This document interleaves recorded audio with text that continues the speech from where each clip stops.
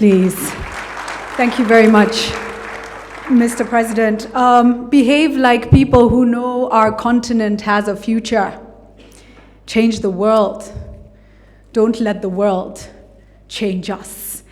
We've heard the welcoming address from Honorable Benjamin Mkapa, and we've now heard the keynote speech from President Kagame. So I think we shall begin our discussion really as I get my input, and just to welcome on our panel as well His Excellency Hassan Sheikh Mohammed, former President of Somalia, and Secretary General Dr. Mukisa Kitui, Secretary General of UNCTAD.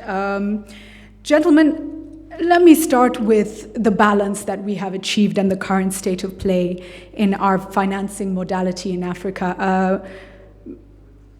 What is your view on whether we have any balance at all and what our major challenges are?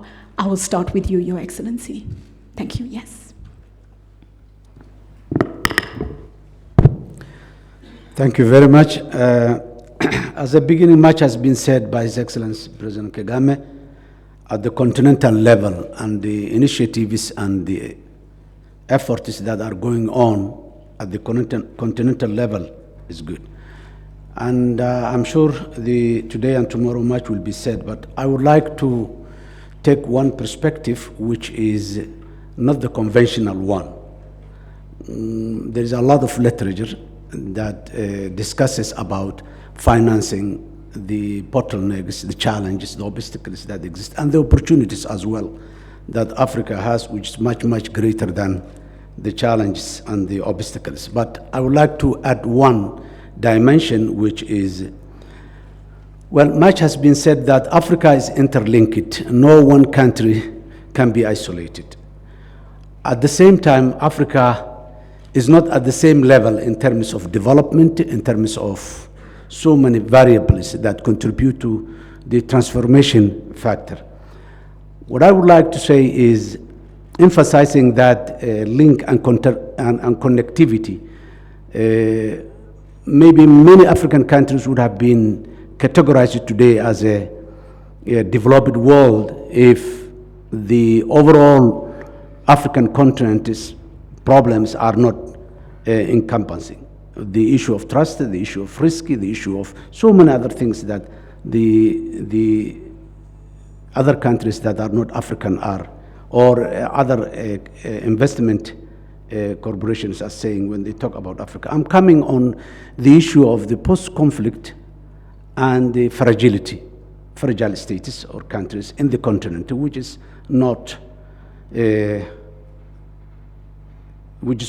cannot be ignored. Because those countries, they have challenges, they have problems, and not only by themselves, but maybe they contribute to the challenges and the obstacles that are existing in other parts of the continent. Let me take one example. Maybe some people assume that sovereign, independent, separate countries, they have minimal link or affect each other, but I would like to say that assumption is questionable. In Somalia, for example, which has a difficult era at the moment and in the recent history, we have proofs and facts that the terrorist fighting going on in Nigeria, which is the western part of the continent, Boko Haram, there are facts that shows that elements within the Boko Haram has been trained in Al-Shabaab training camps inside Somalia. Right. And from there they traveled all the way to the west, from east to the west of the continent to create the problems that they are creating. So similarly, I don't say that the only problems we infect each other when it comes to the problem. We infect each other when it comes to the development as well. Because today Africa is contributing the other way around Somalia to solve its own problems. There are a lot of African boys and girls who lost their life in Somalia without having any other interest other than seeing a stable, functioning state in place in Somalia. So I would have liked it when we Africans discussing about the development, sustainable development, transformation, financing the everything, to include as a cross-cutting issue the realities that are existing in the post-conflict or in the fragile status. And as said, fragility does not mean always conflict. There are many countries that are not in conflict, but still are fragile. Are fragile. Thank you so much for that. So that cross-cutting issue has to be considered when we're discussing these issues. Thank you. And I think I will tap into, after we go into the panel for a bit, to President Obasanjo, former president of Nigeria, to give us his thoughts on that linkage, because that caravan from Somalia to northern Nigeria is indeed very real. Let me come to you now. And by the way, did anyone watch the BBC and see the story on Libya this morning? And just how fractured Libya continues to be, which continues to be another conversation we must have even as we look at sustainable development. Dr. Muhisa Kitui, looking at our current financing modality across Africa in general, what are your thoughts on the state of play and our greatest challenges that we need to sort out? All right, thank you very much. First of all, the global picture. In our World Investment Report 2018, we show a number of characteristics that should inform our thinking about globally how we are financing our development. Number one, Africa's foreign direct investment in 2017 declined 21% from 2016. For the first time, illicit flows from Africa were more than a combination of ODI and FDI into Africa in 2017. Number two, the largest sources of greenfield investment capital in the world were China, Singapore, and Thailand. Which means, if you are looking for development financing globally, your traditional guess to the north and west is a waste of time. Number three, for Africa, the promise of Agenda 2030 and 2063 cannot be realized on the current level of financing unless you activate alternative sources of financing, which brings us to the domestic challenge. What has to be done? First of all, Africa must revive and strengthen development financial institutions. In this part of the world, we had the East African Development Bank, which is comatose, but it can be revived. And I think there's a need for new political will to resuscitate development financing, other than depending on other regions' development financial institutions to bail us out. Two, since domestic resource mobilization is the core area, attention has to go to a number of areas. Number one, taxation. You know, taxation basically is rent on resources and taxing trade. And what is required here is two things. The first one, we must strengthen the revenue authorities. Some of the leakages is because of weaknesses in institutions responsible for revenue collection. Secondly, we must look at strengthening the regime of trade, not just importing goods from East Asia, but building trade facilitation pari passu with investment facilitation to produce something to put into the global market. Right. Third, trade facilitation should not just be dealing with across-the-border issues. We must start talking about soft infrastructure. To me, one of the best examples is one of my most successful donations to the world as an organization, the automated system of customs management. Mm-hmm. In Afghanistan, after we established ASICUDA in 7 years, customs revenue grew from $50 million to $1 billion. In DRC Congo, when I went to hand over the system, the Director General of Customs told me in 3 months they had collected what they have collected in the previous 2 years. 3 months ago, I was launching ASICUDA in Angola. The phenomenal gap in African resourcing is the financial leakage through poor institutional capacity of the revenue authorities. Mm-hmm. We should not wish that away. Another area President Kagame just mentioned, the challenge of transfer pricing and trade misinvoicing. You cannot wish away the leakage. If the leakage is larger than the inflow of FDI, we're playing political games to pretend that we can sustainably finance our activities. Together with the UNECE of Dr. Vera Songwe, we are undertaking an initiative on defining, estimating, and disseminating statistics on illicit flows from Africa. Okay. We must understand the morphology of the enemy we're dealing with if we are to find and model political and technical solutions to dealing with it. Finally, if we are talking about financing Africa's revival, we cannot wish away the critical role of the digital economy. Globally, last year,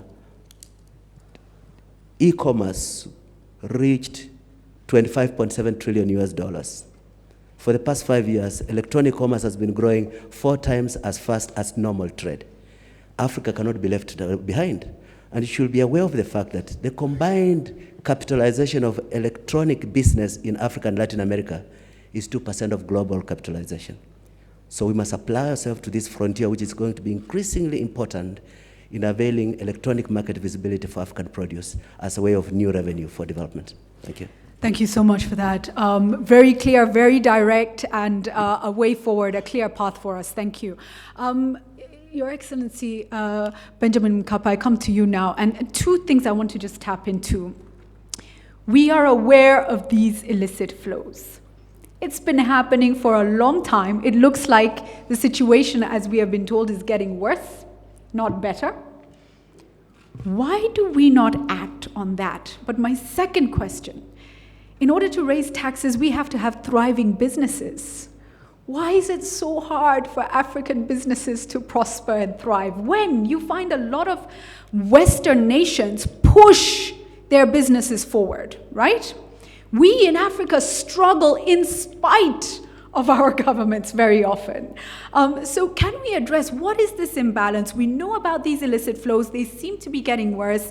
On the other hand, we are not building African Simba businesses or giant businesses that we can then, tax well and earn good revenue off. What are your thoughts on this, please, Mkapa? Thank you. And I will come to you, President Kagame, on the same 2 issues as well. Those are tough questions you put to me. Why are the illicit transfers happening? My simple answer is that because the financial managers are part of the problem. They are part of the problem because they are facilitators of the illicit transfer, because they are benefiting from the process. There's no integrity, there's no surveillance, and there is no enforcement. That is the problem. When you say financial managers, let's name the people where the buck stops. The bankers are themselves involved. The tax authorities are themselves involved. The customs people are also involved. The other state institutions are totally lax.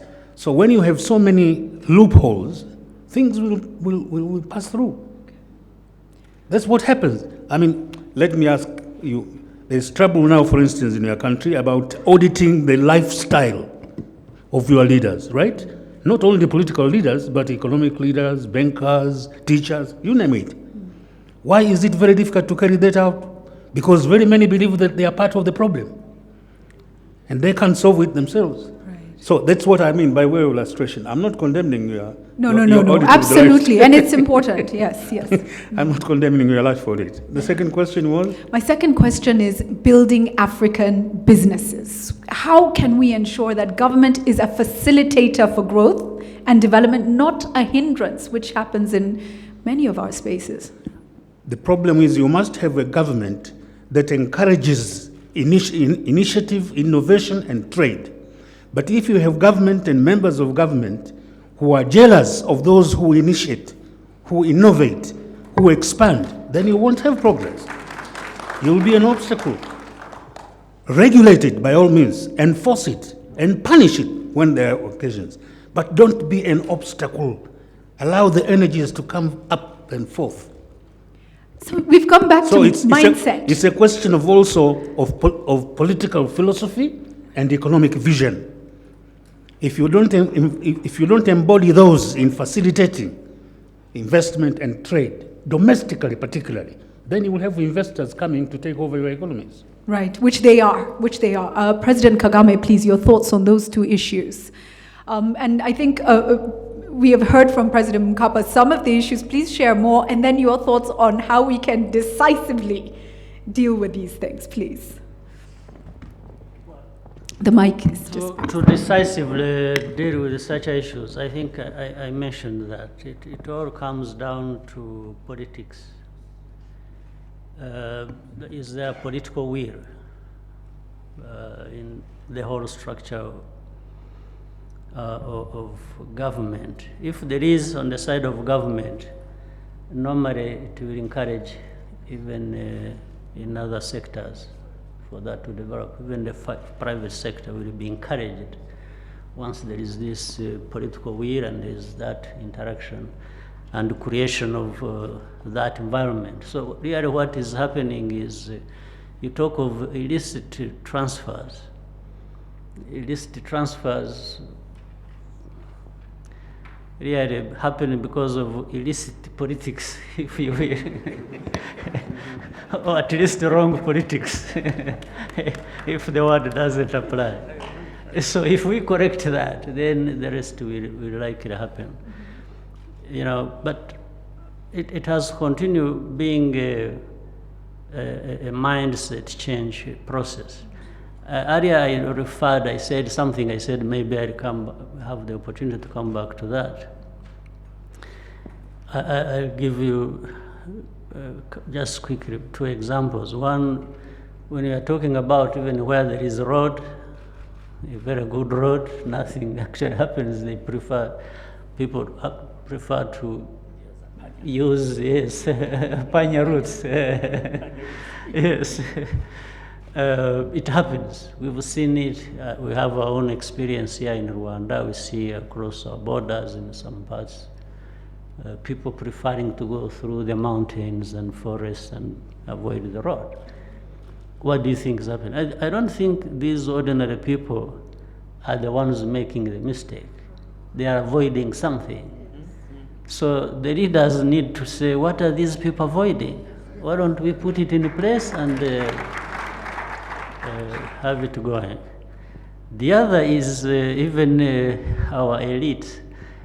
Quickly, you know, one time here in our own country, there's, in fact, during the time we were building these iconic structures and everywhere, I was coming from abroad on a mission, and I was going through our airport. So I met people I knew from government and together with the private sector, and I greeted them, asked where they were going. They told me they are going to Dubai. So I said, what are you going to collect from there? They gave me a whole list of things, and because we were accelerating construction of this convention center, the airport, and so on and so forth, 60% of what they told me were things we have here. Right. And these were engineers, they were, you know, all kinds of professionals we have. So I said, why do you have to travel to Dubai to buy these things from Dubai that are here? You know, they were not even, because they could say, yeah, still we can have them cheaper there, even if you add transport and so on and so forth. But that was not even the argument. The argument was, no, they thought they just had to collect them from Dubai. So, and I was saying to these people, I said, so I actually stopped them. Okay. Yes, so going. You sourced locally? We did. Okay. And some of those things I'm talking about, you couldn't get better ones from anywhere. Can we give that a round of applause? Yes. That when we put our foot down, we can source locally, yes, and we can produce quality? Absolutely. So I cancelled their trip. I said, no, you will go for the smaller part which you can't find here later, but now you go and look for these things. And that's what happened. Mm-hmm. So those small examples explain what is going wrong. There's something going wrong. We need to correct the structure of different aspects of the structures of our economy. Right, and that connects back to vocational training, to building excellence, to supporting excellence. Let me come back to you, Your Excellency, and the Somalia experience now. As the nation rebuilds, what for you is most exciting when it comes to financing? Things like Dahabshil happening and money coming from the diaspora, very exciting things happening. And what for you is worrying? Because again, we talk about a different kind of colonization and we see it. We feel the forces coming together. So highlight for us some of the things that are top of mind for you. Yeah, we share many of those challenges that has been said, but it's true. It has been said recently that the illicit flow is much more than the ODA and the direct foreign investment together. Somalia, today, the basis of economic or financial is the mainly besides the export, mainly the diaspora, sending a lot of money back home. The same issue, the remittances that the Somali diaspora sending back home is much more than the aid that's given to Somalia. Somalia is one of the areas that a lot of aid has been provided, but even then, the remittance is much more than that. Plus, the Somalia exports a lot of things, livestock, other products, the Somalia exports. But I totally agree with President Kagame. It's all about the human being. The human capital. That's, money does not walk by itself and go from one bank to bank. It's people. It's people who makes it move from one place to another, from one country to another. So it comes back to the people again here. And one question is why the responsibility of the governments when it comes to money or finance has so many problems.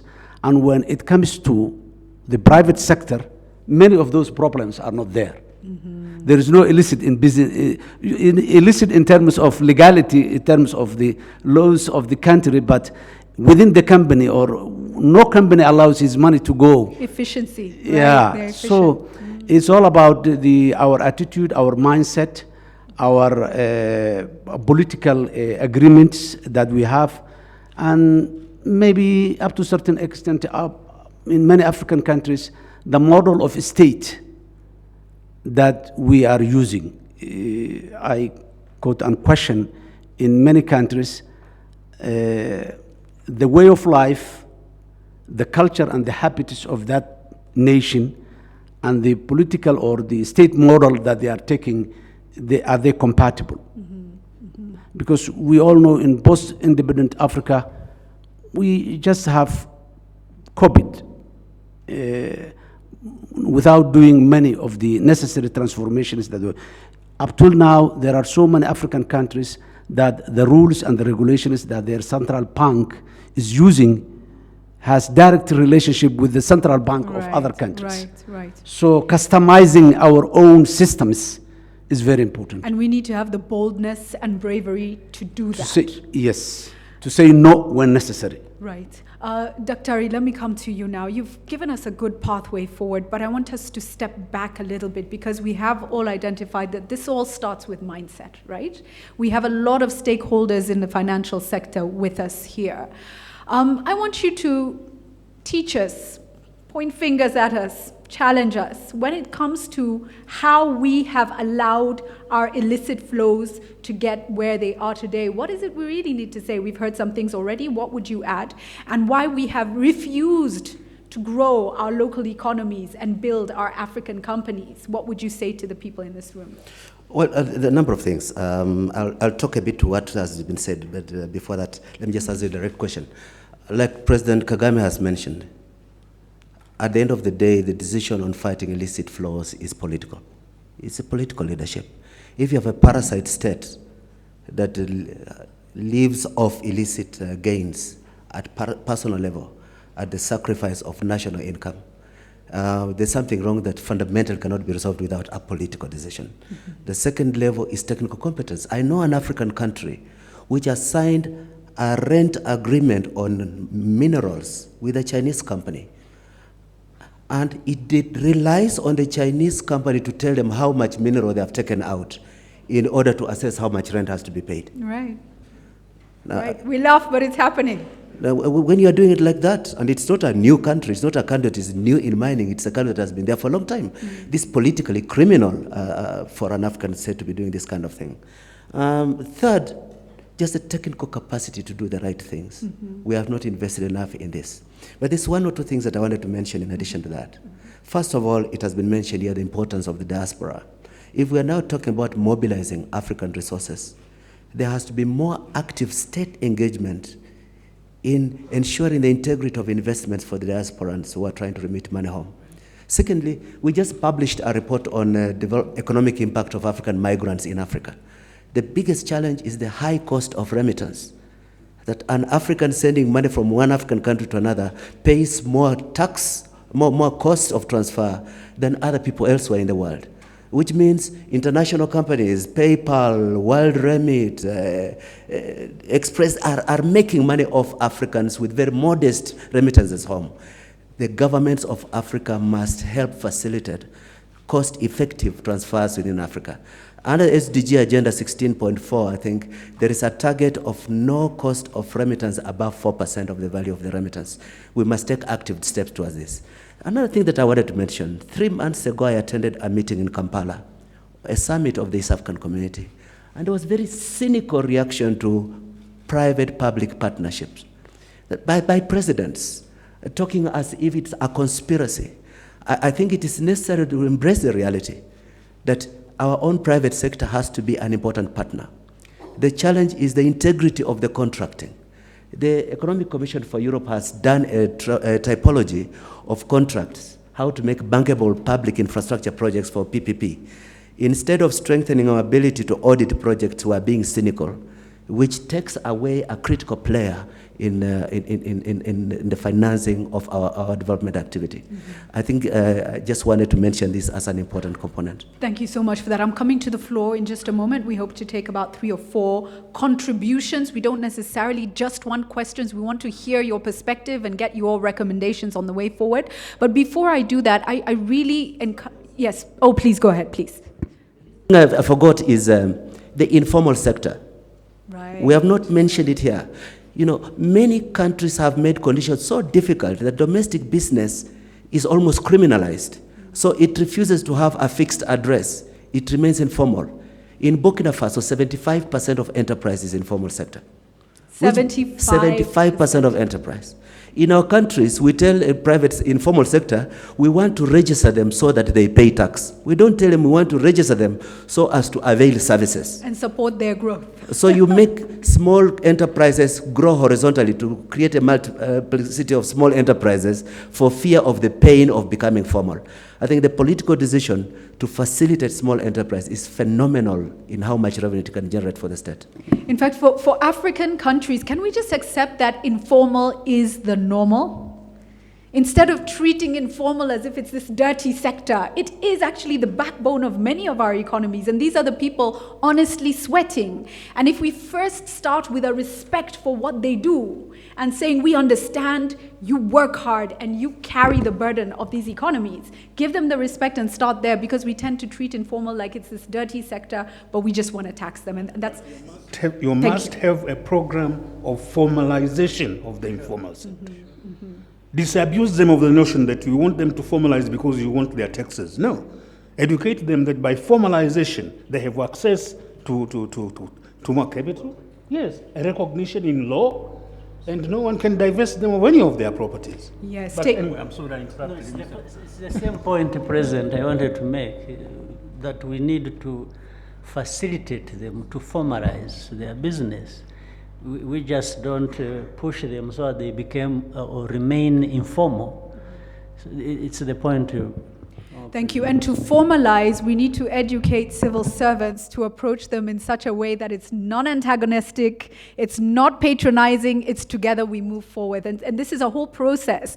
But I love that we are on this tangent. I want us on the panel to take this opportunity to speak directly to the stakeholders in this room. So to the former presidents, to the president, to Daktari, we will finish on time, don't worry, don't worry.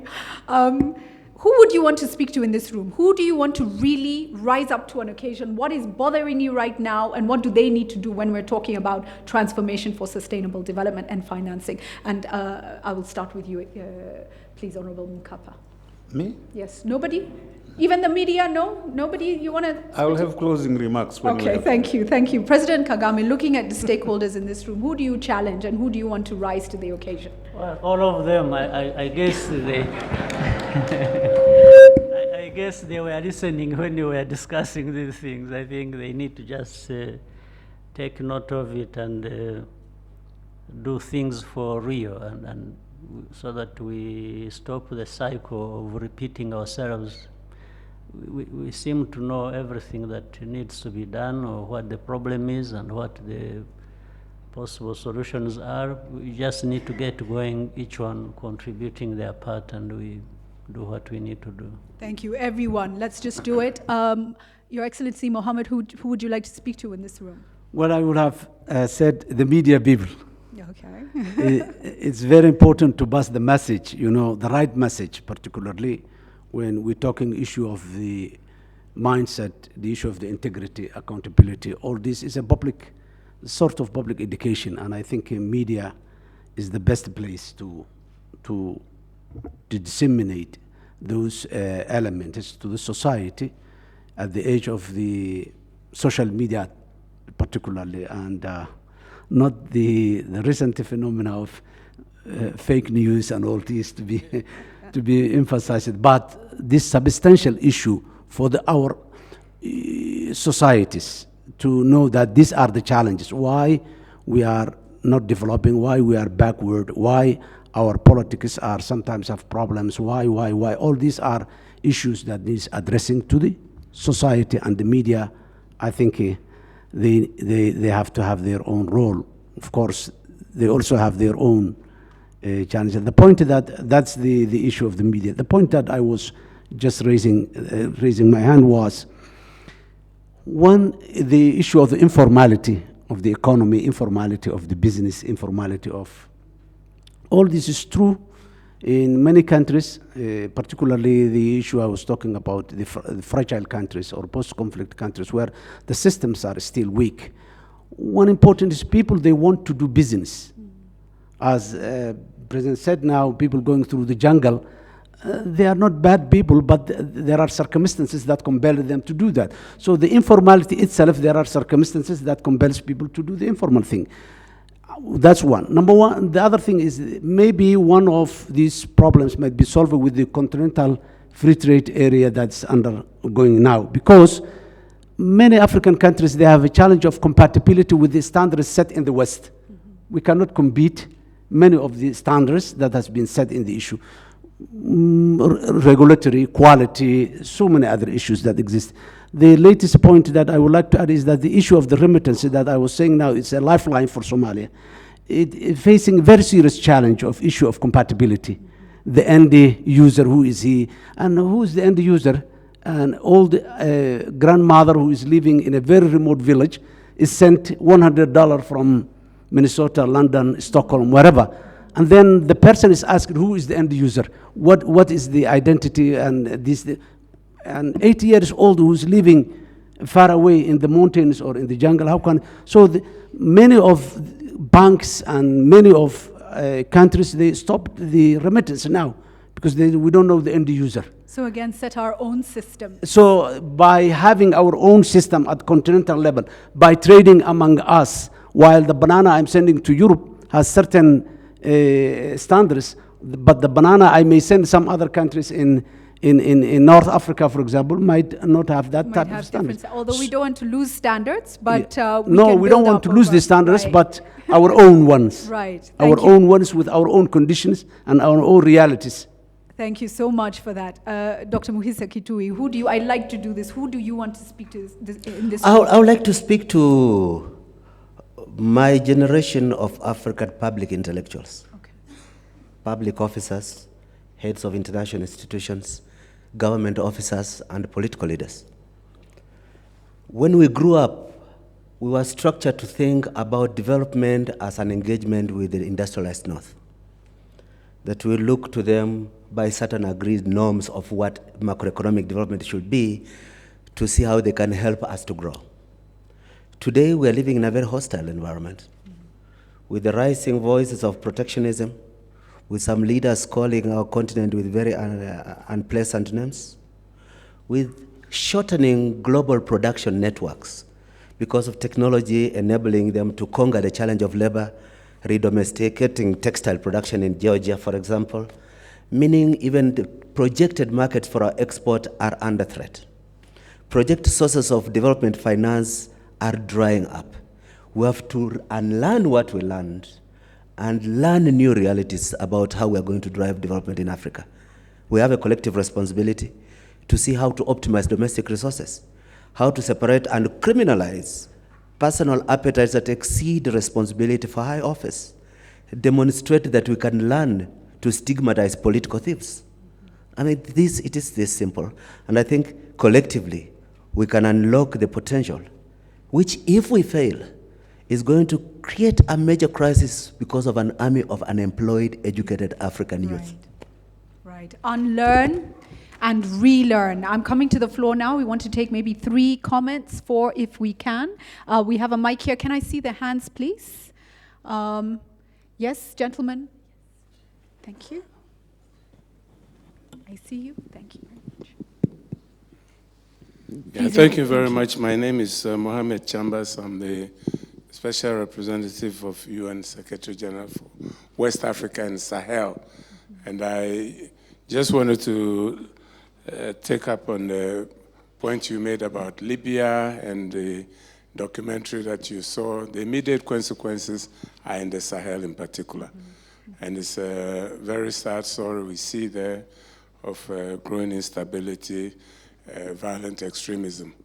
But we need also to have a positive story out of the Sahel and look at the opportunities and not just harp on the very, frankly, disturbing security situation there. And in that context, under the leadership of our sister, the Deputy Secretary General, Amina Mohammed, mobilizing the UN system, Vera, and all of us, and working closely with the African Union. We have been working on a support plan for the Sahel, which emphasizes on the opportunities which are there. I mean, for instance, renewable energy, the solar possibilities are enormous, which if they are tapped and harnessed, working with private sector, etc., can indeed enable a lot of transformation of agricultural produce there also, which is there. We have the River Niger, which has for centuries supported civilizations. So all of these are there. We need to look at these options and possibilities. So here, I'm speaking to the private sector, to all of us heads of institutions. Let us endeavor to change the narrative there and give hope to the young people, the teeming young people of the Sahel, so that they don't become just victims of extremist ideology, but see that there are some real possibilities there for transformation. And again, I mean, the sources of Sahel is one of the regions with a huge diaspora, particularly in Europe. And if we can do something about reducing costs of remittances, that could be a huge source of funding for many of the projects that are doable there. Thank you for that. Just before you sit down, I just want to ask a question, very short answer. Right now, who do you think is best placed and most likely to leverage the opportunities in the Sahel region? Is it going to be Africa, or is it going to come from outside of Africa? Right now, what do you think? The countries themselves, working through regional organizations such as the ECOWAS, the UMOA, LCBC, who have some projects in that direction. But the countries themselves, through their national development plans, taking advantage of sustainable development goals. Right. So the whole plan is how do we really accelerate implementation of the sustainable development goals, emphasizing on role of private sector, renewable energy, and some of the potentials of the Sahel. Thank you very much for that. Gentlemen, just on the row in front, and then we'll go to the lady on this side. Thank you. Yes. Thank you. My name is Abdullah Jane. I am Executive Director of the Mo Ibrahim Foundation, but in my prior life, I was Executive Secretary of the Economic Commission for Africa. I just want to emphasize one or two things that President Kagame said. He said we are in a cycle of repeating ourselves. He talked about lack of political will, and this is true. I take the example of my friend Dr. Kiti telling us $1 billion of Asikuda from Afghanistan. I was res rep in Niger 23 years ago. We introduced Asikuda. And it's not only Niger, all over. Nothing is happening. The customs are not picking it up. They go there, you know, so it's lack of political will, it's a lack of commitment, it's a lack of really moving on the agenda we set ourselves. There's a lot of talk here on illicit flows, and I'm sure that, you know, we will listen to Dr. Song will eventually tell us. We started this, you know, we did this study 7 years ago. We started it. And then you have a very credible study from a very credible former President, Thabo Mbeki. It is on the table. AU has adopted it. What we are saying is move on, take action on these things. Really, instead of really sitting, as you said, the words don't put porridge on the table. If there's no political will to move the agenda that we set ourselves, where we have concrete evidence to do things, we will have several other meetings and nothing will happen. That's what we want to put on the table. And we feel that African Leadership Forum is one of those instances where we are talking truth to ourselves and we continue to talk truth to ourselves. And that is what we should do if we want to move this continent forward and transform it. Thank you. Before you sit down, yeah. Lack of political will. We have democratic systems in many of our countries. The people will decide most of the time. That is the case. How do we fix this problem? I see President Shisano and President Obasanjo want to speak as well. So as soon as you're done, please pass the mic forward. Thank you. Yeah, what was your question to me, you said? How do we fix this lack of political will? You can actually pass the mic forward. No, like I will let them say, if you ask me. Yes. We just have good leadership, accountable leadership, and you want to see an example, come to Rwanda. And I don't have, he doesn't pay me, President Kagame, but I'm telling you, where there's commitment, where there's leadership, where we know the problem. You talk of audit of lifestyles. Mm-hmm. When we go to a country where the biggest house that has been built is built by the former head of customs, it is scandalous. Thank you. And nothing happens. Thank you. Please pass the mic forward. Thank you. Thank you.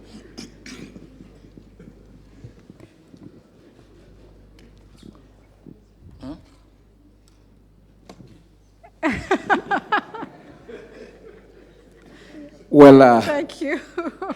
I want to be the first because I want to speak about him. Okay. I want to speak about President Obasanjo and say, well, he wrote a book,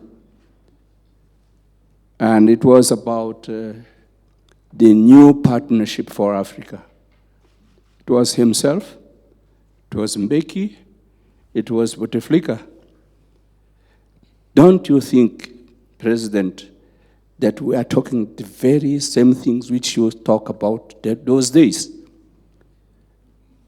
Is it not time to stop talking and act? And then, so we have NEPAD. NEPAD solves all these problems. President Kagame is in power. We are no longer there. Why you people who are in power are not implementing NEPAD? And I want to disagree a little bit with my friend there. from the UNCTAD, that in our generation, we did not really grow with that culture of dependency. We were fighting against dependency. Mkapa can testify what was the thinking of Mwalimu Nyerere about independence, what was the thinking of Samora Machel about independence. We're fighting against colonialism in all its forms.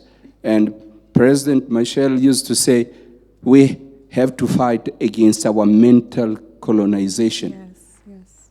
And so we wanted independence and to live in an interdependent world.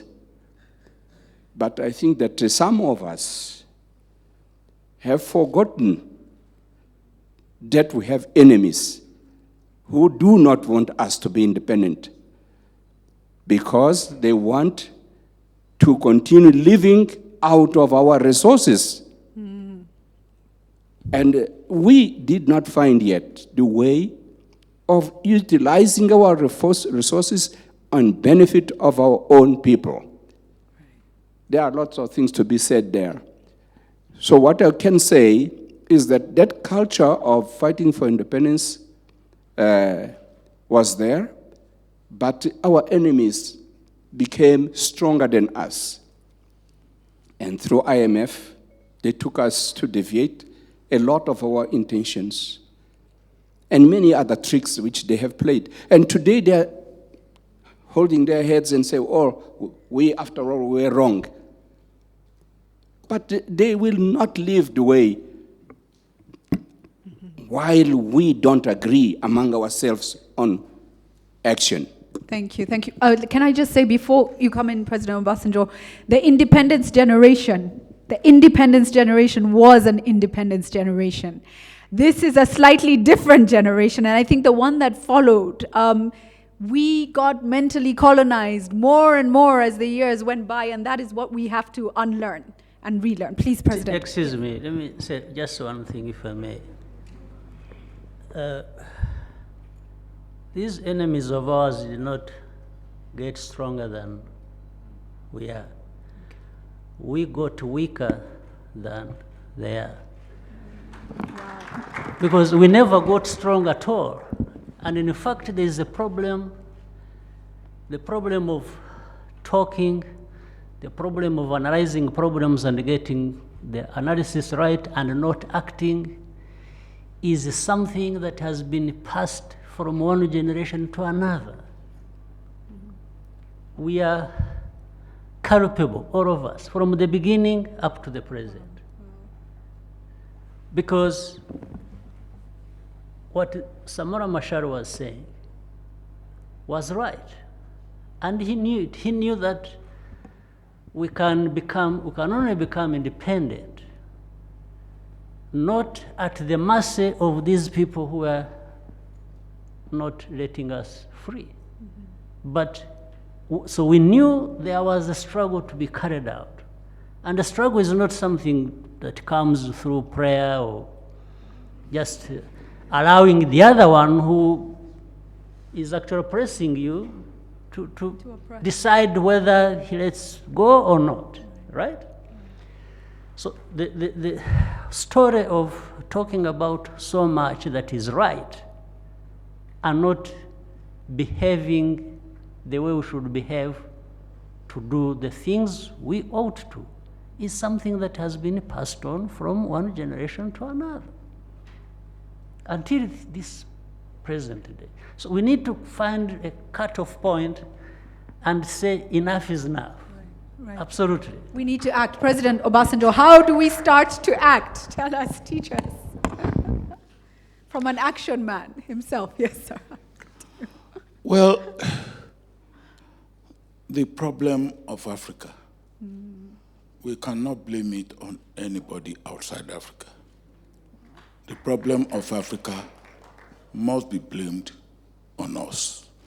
And please, we can get together like this and interminably, and we can talk, and we will not move unless we act together. Now, let's go not too far away. What we achieved in decolonization should not be underrated, including bringing down apartheid. But we were able to do that because we worked together. Julius Nyerere, Kaunda, Machel, and we in Nigeria, we then look for people outside Africa who will be with us. Jimmy Carter, Jim Callahan, when they were ready to go with us, and we carried them along with us. And that was how we were able to get what we got when we got it. Now, I believe that, and I was saying this morning, that maybe when we finish here tomorrow, we should also let Africa Leadership Forum have some action. Take the illicit transfer report. We were told that no action had been taken on the recommendations of that report. Let us take 2 or 3 aspects of the recommendation and get our leaders, if they want to take action, to press them, to pressurize them, to make them take action. And wherever we have taken action, we have seen the difference. We talk about our colonizers, our so-called development partners, and we say they are our enemies. They are not our enemies. They love themselves more than they love us. Pure and simple. And until we love ourselves as we should love ourselves and work together, we will see enemy outside. And we, in fact, are our own enemy inside. Wow. Wow. Now, that is the truth. Now, I've told this story before. A good friend of mine is late Chancellor of Western Germany, Helmut Schmidt. Anytime we sat down and we drink and all that, we will talk. And one day I look at him and I said, Helmut, you people are not kind to us. He said, Olu, what do you mean by we people are not kind to you? Which people are you talking about? I said, you people from Europe, you are not kind to us. He said, how do you want us to be kind to you? I said, look at the stock the odds are stacked against us. He said, in what? I said, in economic matters. He said, look, we did not create capitalism for you. We created it for ourselves. And he said to me, give me 3 reasons why I should not buy your cocoa for $100. Bring it to Europe, turn it to chocolate, and sell it to you for $1,000. I said, that would be unfair. I said, but even for common human,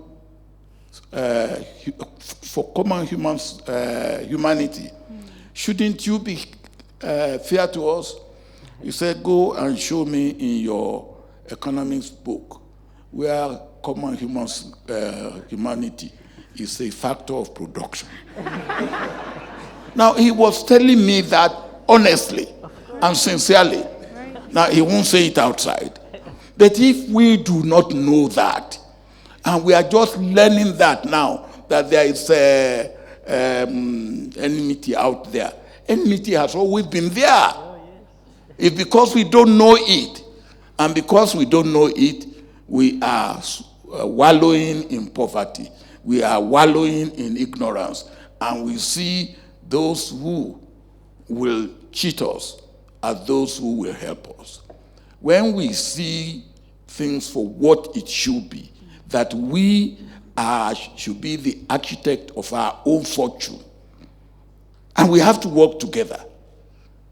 And if we do not work together and we are working separately, we will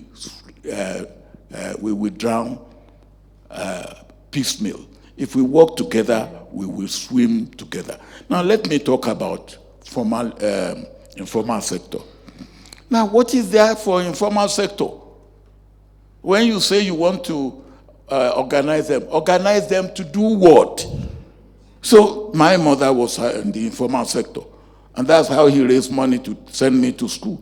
Now if you go to him, you want to organize her to do what? You will buy what he wants to buy? You will give her money? You will improve her market? What are you organizing her for? She will be suspicious. These officials who say they want to organize us, now there's something else they want.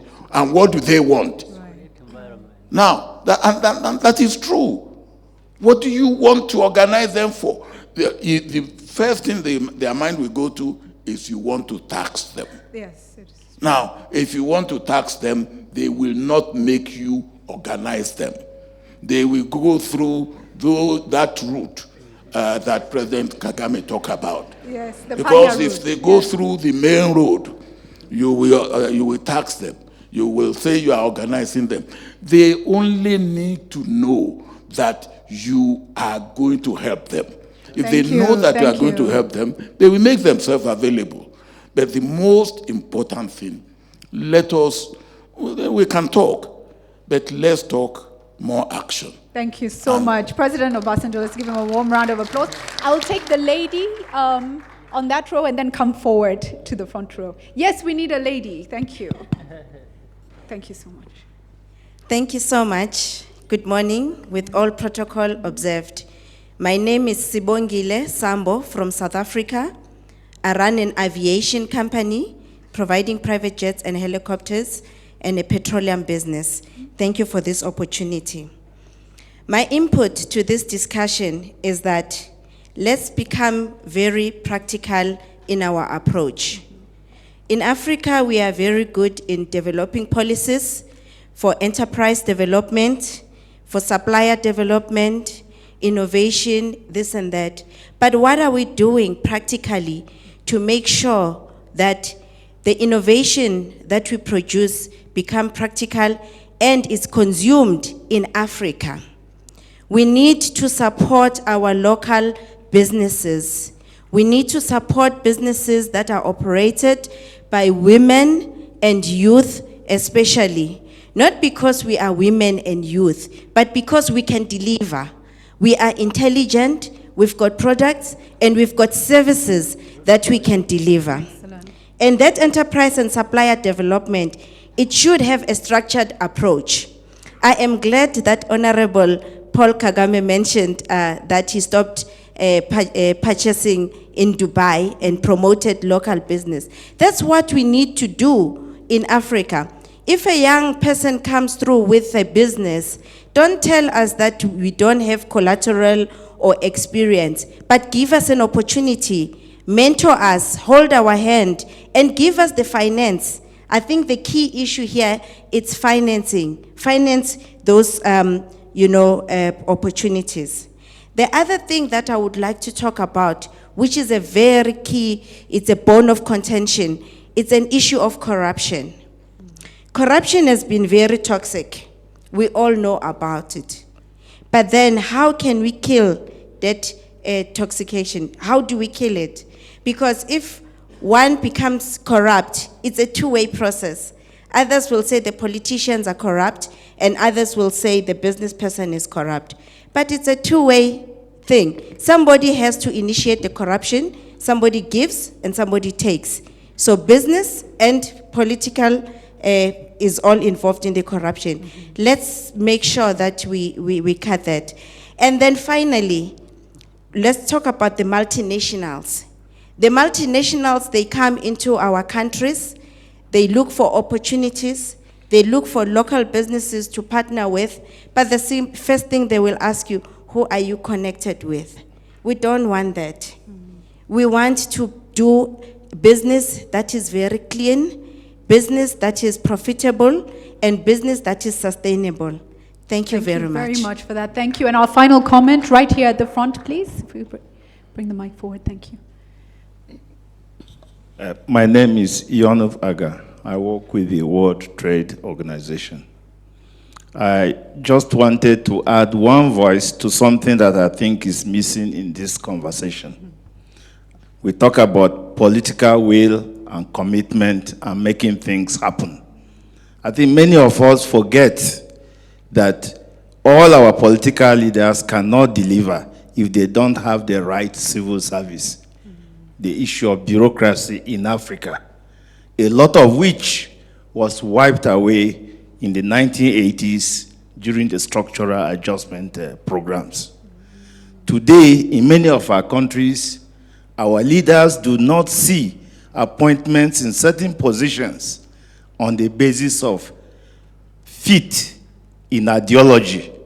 If you have an economics minister, a trade minister, who ideologically does not fit what you want, or your foreign affairs minister who does not ideologically fit what you want, you are not going to get it.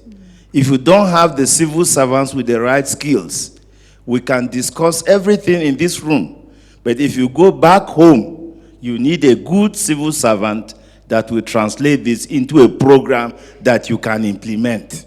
So I think in taking this conversation forward, we need to begin to see back, how have we treated the civil service in our countries? Are they still strong? Do they have the technical expertise to support? What about the retirement and turnover? Because some of our governments, people come in and within every change of government, civil servants go. Right. So the institutional knowledge is not even there. So I think this is an element that you may have to factor in if we want to do less of talking and more of action. Absolutely. Thank you. Thank you all so much. What rich thoughts and perspectives have come in. I will come back to the panel and I will start with closing remarks, but feel free to tap into some of the conversations you've heard from the floor as well. Dr. I'll start with you. Thank you. Just one remark on informal sector. 15 years ago, I was the trade minister of Kenya. Yes. And we negotiated the customs union for East Africa. And since then, I've been part of our eminent person team which sat around borders in Gatuna, in Tororo, in Malaba, and in Namanga. Mm-hmm. An Indian from Nairobi with a 40-foot container drives through and takes merchandise to Uganda or to Rwanda. It's called regional trade. A woman at the border between Uganda and Kenya with 20 kilograms of maize trying to sell on the other side of the border is called a smuggler. And it is still the case today. The rules are made for the convenience of big business. The small-scale border communities, whether you're talking about Gatuna or Namanga, are not seen as part of the equation of regional trade. They are smugglers. They're an inconvenience. I am not asking for anybody to organize informal sector. I am saying they are the main drivers of our enterprise. Give them an address so that they receive electricity. Give them the physical convenience and security so that they can absorb technology and innovate their production processes.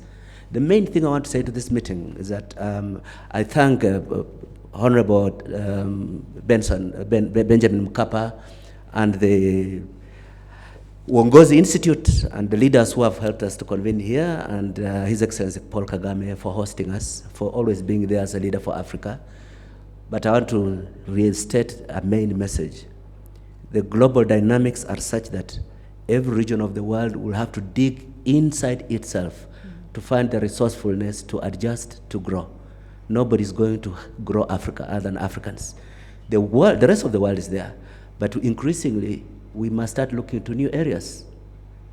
Today, it is easier and realistic to look to FDI flow from Thailand than from England, and let our guests also start shaping that way. Thank you. Thank you so much. Thank you. Very powerful. The rules are made for big business. Let's rethink that. Thank you for your comments. Let me come to, please, Your Excellency Mohammed, your final comments as we wind up. Thank you very much.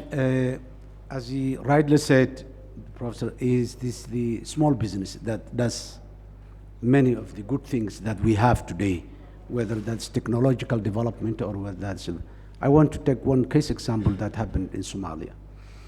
In one of the years, recent years, Somalia has exported 5 million heads of livestock, goats, cattle, camel, live. And this has been done by the business people. The government has no much to do with it except certain limited facilitation that it's made. Now, these enterprising or entrepreneurs, how effective they are. Imagine now, I'm coming back to the issue of the financing. Imagine now these young boys and girls who did this, if they had the access to financing and make abattoirs, and then as a result build meat factories, leather factories for 5 million heads, how much employment will be created, right. How much income for the government will be created. So accessibility of the finance is very important, and the government has to advocate and lead to facilitate the easiest way that financing opportunity can be given to those small traders and business people. And just off the back of that comment, can I just say that we cannot continue with the banks and the numbers that we are currently dealing with. It's not affordable and loans are not accessible. We cannot get the funds. So for these young people, it's just impossible. And if somebody does not disrupt that space and innovate for financial services, we are going to be in trouble. President Paul Kagame, please, your final remarks. Yeah. You know, here in our country we have a proverb, which I'm sure may be in other African countries. Those who keep cattle, they say the cattle will not go for green pasture to graze so distant from home before they consume what is around the home. So that means really we need to sort ourselves first. I want to marry that with what we have all been asked in different circumstances. When the new administration in America was coming to being, we were asked, what does the new administration have for you? What does the new president have for you? Meaning Africans. But before we answered, I think the new administration was answering that question. They were saying, America first. So the indication was, they're really not there for you. No. And maybe they shouldn't be there for you. You should be there for yourself, first and foremost. So my answer to that all the time was, because they would even cynically, which also demanded a cynical answer, they would say, well, but this new president doesn't even know where Rwanda is or where Africa is. I thought it was a good thing. Yes. My answer was, actually it is a good thing that he doesn't know where we are or he doesn't know where Africa is. Because that is maybe going to put pressure on us to understand that we are there for ourselves too. Right. We can't keep living with the understanding that somebody is there for us, that somebody is there to take care of us, that somebody there is there to provide for us. And this does not preclude partnership, does not preclude working with others. But we really have to start by being there for ourselves. And then from there, we work with others. Absolutely. So what we are trying to answer in all our discussions, I think, is this one. When does Africa stand for being there for itself?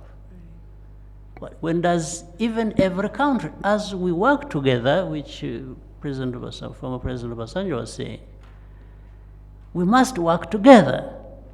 But what do you bring in working together with the other?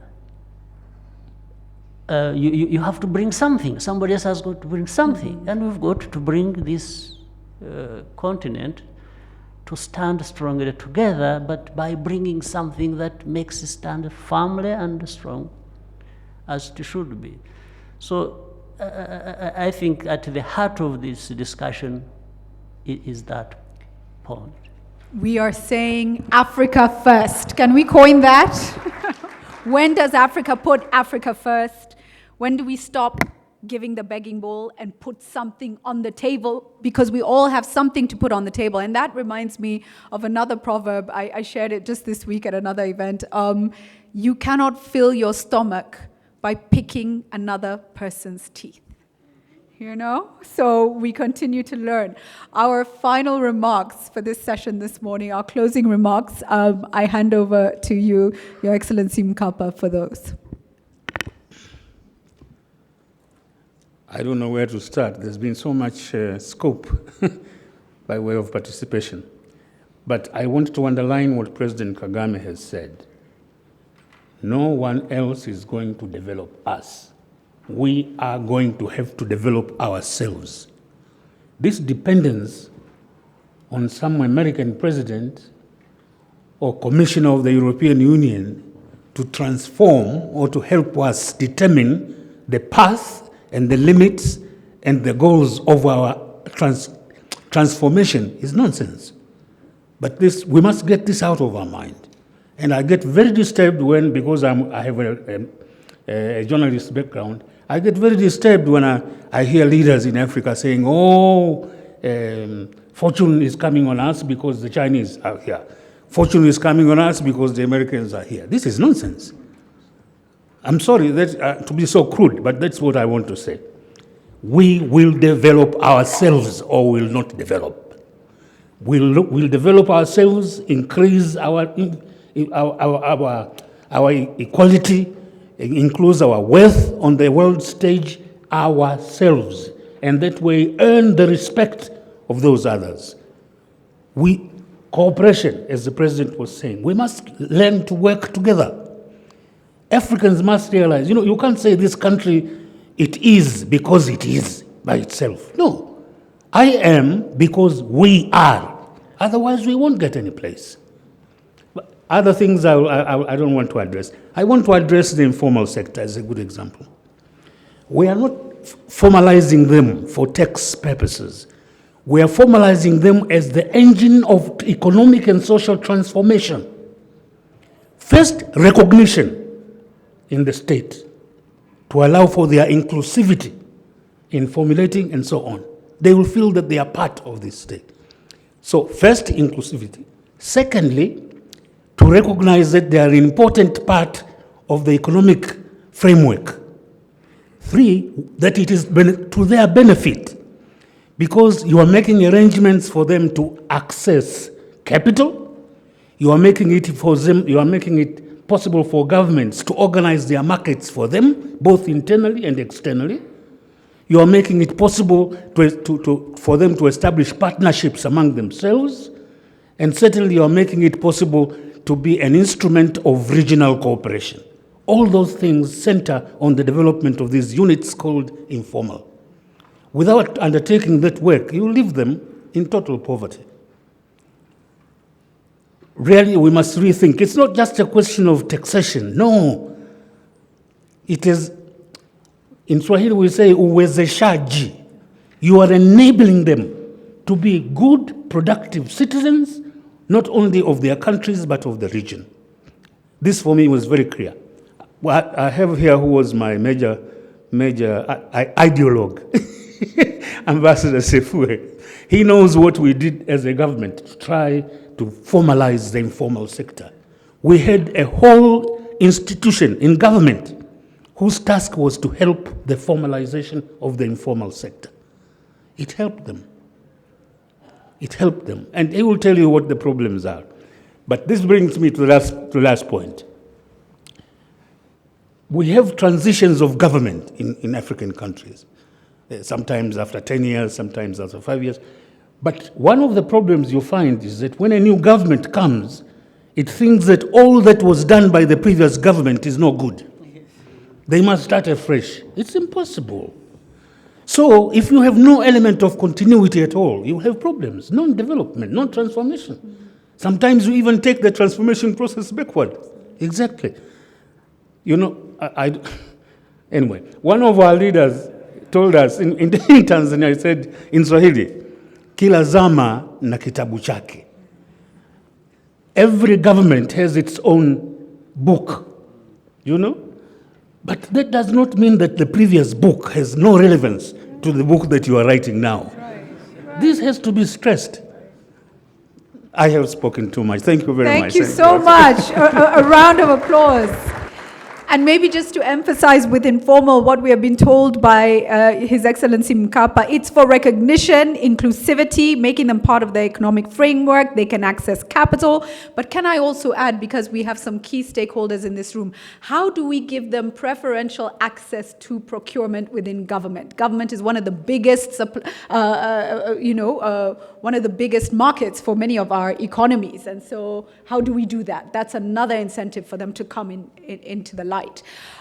Thank you so much for your participation. Can we give a big round of applause to everybody who has shared and spoken? We are now going to break for lunch, and I will hand over to Regis. Regis, could I please ask you to come forward to give us directions on the way forward? And I will just leave us all as we leave this room. We're going to have many technical discussions, but clearly what we've all said is it comes back to emancipating our minds. And so let's all play a role. Thank you very much.